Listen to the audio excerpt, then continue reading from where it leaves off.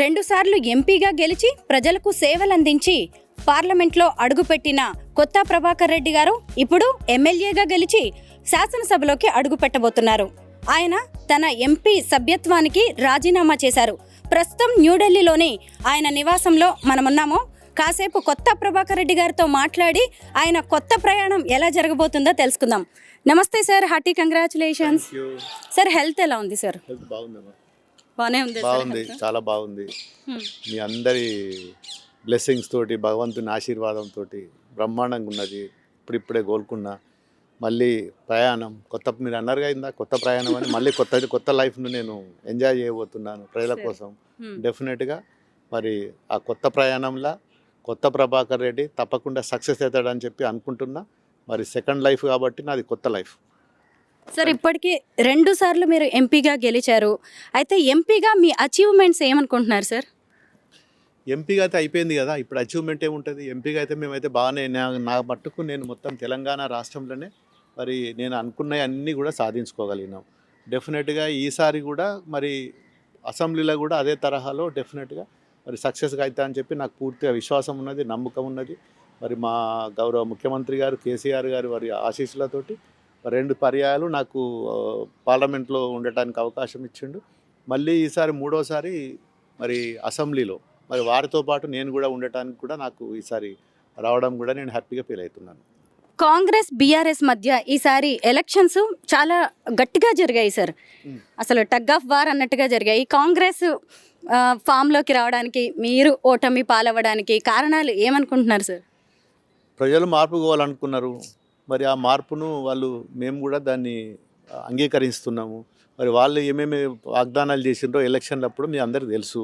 మరి ఆ వాగ్దానాలు ఎంత మటుకు సాధ్యమైతే అసాధ్యమైతే చూసినా కొద్దీ తెలుస్తుంటుంది. మరి 6 గ్యారంటీ పథకాలను పెట్టిండ్రు. 6 గ్యారంటీలో మరి ఎన్ని 2 చేస్తారా, 3 చేస్తారా, 6 చేస్తారా? మరి చేస్తే సంతోషం, చేయకపోతే కూడా మేము ప్రజల పక్షాన మరి పోరాటం చేస్తాం. ప్రతిపక్షంలో ఉన్న మేము ప్రజల గురించే ఆలోచిస్తాం తప్ప మాకు వేరే ఆలోచన ఏం లేదు. మేము మా గవర్నమెంట్ రానంత మాత్రాన మేము నిరుత్సాహపడతలేము. మరి వచ్చినా కానీ మేము అదే తరహాలో మరి ఇప్పుడు ఏ రాష్ట్రంలో లేని అభివృద్ధి ఇలా మా రాష్ట్రంలో చేయగలిగినాం. మరి ఈసారి మరి 10 సంవత్సరాలు చేసినాము. మరి 3వసారి ప్రజలు మార్పు కావాలనుకున్నారు. ఆ మార్పును మరి వాళ్ళకు అవకాశం వచ్చింది కాంగ్రెస్ పార్టీకి. మరి దాన్ని ఎంతవరకు చేస్తారని చెప్పి చూస్తాం, వెయిట్ చేస్తాం. తప్పకుండా వాళ్ళు ఒకవేళ చేస్తే సంతోషం, చేయకపోతే మాత్రం తప్పకుండా ప్రజల పక్షాన కొట్లాడతాం. మరి ప్రజలకు పూర్తిగా వాళ్ళు ఏం మరి మోసం చేసినట్ట ఇచ్చినట్ట అవన్నీ చెప్పి మరి మేము ప్రజలతోటి ఉంటాం. డెఫినెట్గా ఏదైనా మేము మొదటి నుంచి కూడా ఉద్యమాలు అప్పటి నుంచి కూడా ప్రజలతోటే ఉన్నాం. ఉద్యమాలు కూడా మేము తెలంగాణ 14 సంవత్సరాలు కొట్లాడినాం. అప్పుడు ఎన్ని ప్రభుత్వాలు వచ్చినా, ఎవరు వచ్చినా, ఎన్ని కష్టాలు వచ్చినా ఎదుర్కొన్నాం. మాట ఇచ్చినాం ప్రజలకు, మాట ప్రకారం తెలంగాణ తెచ్చి మరి ఈరోజు తెలంగాణ రాష్ట్రాన్ని అభివృద్ధి చేసినాం. తెలంగాణ తెచ్చినాం మేమే.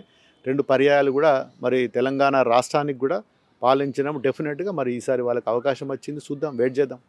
కేసీఆర్ గారికి మీరు నమ్మిన బంటు సార్. ఆయన పిలుపు మేరకే వ్యాపారవేత్తగా ఉన్న కాస్త మీరు రాజకీయ నాయకుడిగా మీరు వచ్చారు సార్. ఆయనకి ఈ మధ్య సర్జరీ అయింది. ఎలా ఉంది సార్ ఆయన ఆరోగ్య పరిస్థితి? ఆయనకు సర్జరీ అయింది, ఇప్పుడిప్పుడే కోలుకుంటుండు. మళ్ళీ త్వరలోనే మరి ప్రజల వద్దకు వస్తాడు, మళ్ళీ అసెంబ్లీకి వస్తాడు, ప్రజల గురించి పోరాటం చేస్తాడు. ఖచ్చితంగా అప్పుడు తెలంగాణ కోసం ఏ విధంగా అయితే పోరాటం చేసిండో మళ్ళీ తెలంగాణ ప్రజల కోసం మరి ఆయన ఎన్నో కలలు కన్నాడు. ఆ కళల కోసం కళలు సాధ్యమయ్యే వరకు, చివరి వరకు కూడా కేసీఆర్ గారు మరి తెలంగాణకు ఒక జాతిపిత లాంటి వ్యక్తి. మరి ఆయనతో పాటు మేము కూడా ఉంటాం, అందరం కలిసి పోరాటం చేస్తాం. ఇప్పుడు మాకు అన్నిటికీ కూడా ఆయనే పెద్ద మనిషి కాబట్టి ఆయనతోటి మేము ఎల్లవేళలా మరి ఆయన చేసే దాంట్లో కూడా మేము కూడా భాగస్వాములు అవుతాం. కేసీఆర్ గారు అలాగే రేవంత్ రెడ్డి గారు రాజకీయ ప్రత్యర్థులుగా ఎలక్షన్స్కి ముందు వరకు వాళ్ళు ఎన్నో ఆరోపణలు ప్రత్యారోపణలు చేసుకున్నారు. అలాంటిది ఆయనకి ఆరోగ్య పరిస్థితి బాగాలేదనగానే రేవంత్ రెడ్డి గారు వచ్చి చూడడం జరిగింది. దీన్ని మనం ఎలా చూడొచ్చు అంటారు సార్? ఒక యాజ్ ఏ ముఖ్యమంత్రిగా మరి ఎవరికేమైనా రాజకీయమే. పర్సనల్గా వ్యక్తిగతంగా మరి వాళ్ళకి ఎలాంటి విద్వేషాలు కానీ ఇంకో కానీ ఉండదు. ఎవరికైనా కానీ, ఏ రాజకీయ నాయకుడికైనా కానీ రాజకీయంగా కొట్లాడతారు, అధికారం వస్తారు. కొందరు ప్రతిపక్షాలు ఉంటారు, కొందరు అధికారంలో ఉంటారు. అవన్నీ సాధ్యమే. సాధ్యాసాధ్యాలు ఎక్కడ ఉండరు. కేంద్రంలో కానీ, రాష్ట్రంలో కానీ ఎక్కడైనా అది నార్మల్. కానీ ఇక్కడ యాజ్ ఏ ముఖ్యమంత్రిగా మరి ఆయన బాధ్యతగా ఒక మాజీ ముఖ్యమంత్రిని మరి కలవడము ఒక ఆనవాయితీగా పోయిండు, కలిసిండు. దాంట్లో ఎవరేం తప్పు పట్టట్లేదు. డెఫినెట్గా మరి మానవతా దృక్పథంతో ఆ కోణంలోనే ఆలోచిస్తారు కాబట్టి అది దాంట్లో మరి వాళ్ళు రావడం కూడా మేము వాళ్ళని స్వాగతించినాం. డెఫినెట్గా రేపు ప్రజల కోసం కూడా మరి మేము మరి వారికి ఏదైతే మాట ఇచ్చారో ఆ మాట కానప్పుడు కూడా మేము వారిని కాంగ్రెస్ ప్రభుత్వాన్ని రేవంత్ రెడ్డిని కూడా వ్యక్తిగతం వేరు, రాజకీయం వేరు ఎండగడతాం. తప్పకుండా ప్రజలకు చేసిన వాగ్దానాలను ఇచ్చే వరకు కూడా మేము పోరాడతాం.